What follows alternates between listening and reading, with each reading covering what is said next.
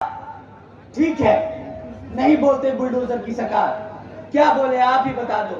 तो उन्होंने कहा कि यूपी में फैक्ट्रियां लग रही हैं, उद्योग आसमान छू रहा है, यहां पर उत्पादन आसमान छू रहा है। उन्होंने कहा कि तुम अपनी आंखें खोल के देखो तो पता चलेगा कि यूपी में कितना काम हुआ। तो साथियों, मैंने वही किया, मैंने आंखें खोल के देखी और बोला कि शायद बुलडोजर की सरकार नहीं है यहां पर जब आंखें खोली तो पता चला कि पिछले एक साल में, सिर्फ पिछले एक साल में 65,000 से ज्यादा हमारी बहन बेटियों पर अत्याचारों के केस दर्ज किए गए। अच्छा था बुलडोजर की सरकार, अब ये माताओं बहनों को सुरक्षा नहीं दे पा रहे, ये भी अब बोलना पड़ेगा। इन्होंने पिछले एक साल में 400 किसानों भाइयों की हत्या की है साथियों। 400 किसान भाइयों ने आत्महत्या करी इनकी गलत नीतियों की वजह से, ये भी आंखें खोली तो पता चला।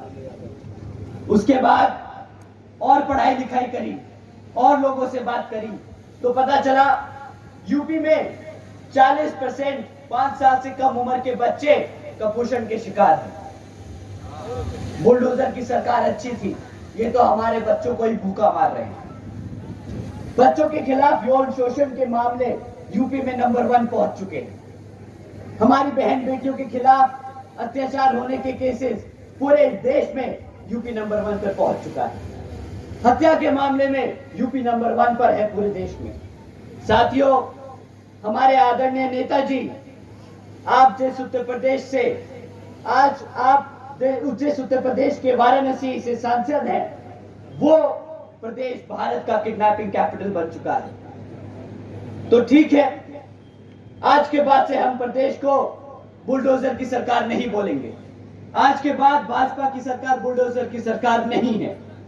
आप लोगों की सरकार जनता को गुमराह करने वाली सरकार बन चुकी है। जो सरकार अपने बच्चों को भूखा रखे, जो सरकार अपनी बहन बेटियों पर अत्याचार होने दे, जो सरकार अपने युवाओं को बेरोजगार रखे, जो सरकार अपनी आवाम को राशन के नाम पर गुलाम बनाकर रखे, वो सरकार अब बदलनी है साथियों, वो सरकार अब बदलनी है। क्या सरकार, क्या जो सरकार, वो सरकार, जो सरकार, वो सरकार साथियों, बुरा मत मानना, मैं नी बोल नहीं सकता। बीएसपी की क्या पहचान, नीला झंडा हाथी निशान। बीएसपी की क्या पहचान, नीला झंडा हाथी निशान।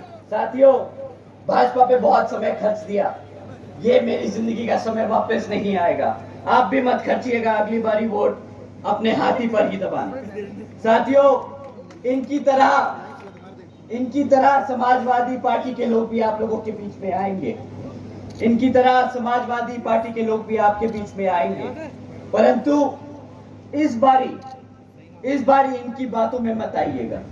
साथियों, जिस समाज ने इनको एक तरफा वोट डाला, पिछले विधानसभा चुनाव में जिस समाज ने इनको एक तरफा वोट डाला, पिछले 2.5 सालों में उस समाज पर इतना अत्याचार हुआ है और इनके मुंह से चू नहीं निकली है।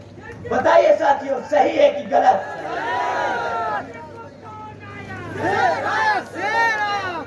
साथियों, जिस समाज ने इसके लिए वोट किया, उनके लिए इनके मुंह से एक चू नहीं निकला, परंतु जब रिजर्वेशन एंड प्रमोशन का बिल राज्यसभा में प्रस्तुत किया गया पास करने के लिए, तब ये लोग सबसे पहले खड़े हो गए उस बिल को फाड़ने के लिए, उसके खिलाफ विरोध करने के लिए। साथियों, ये लोग आपके समाज के खिलाफ हैं, ये खाली बहुजन समाज नहीं, आते पिछड़ों समाज के खिलाफ है। साथियों, इनसे बड़ा देशद्रोही गद्दार कोई नहीं। साथियों, इन्हीं की तरह हाथ वाले लोग भी आएंगे, कांग्रेस पार्टी भी आप लोगों के बीच में आएगी और बोलेगी हम भी बहुजन समाज के लोगों को, SC ST OBC व पिछड़े समाज के लोगों को रिजर्वेशन देने का काम करेंगे। परंतु साथियों, इनसे बस एक सवाल करिएगा कि पिछले 60 साल से पिछले 60 साल से आप केंद्र की सरकार में आसीन थे, तब कहा गया ये SC/ST का बिल? तब कहा गया आरक्षण हमारे समाज के लिए? तब आप तो हमारे बाबा साहब को भी भारत रत्न देने से कतरा रहे थे। तो अब जब आपकी पूरी राजनीतिक अस्तित्व खतरे में आ चुका है, तो अब आपको बहुजन समाज की याद आ रही है।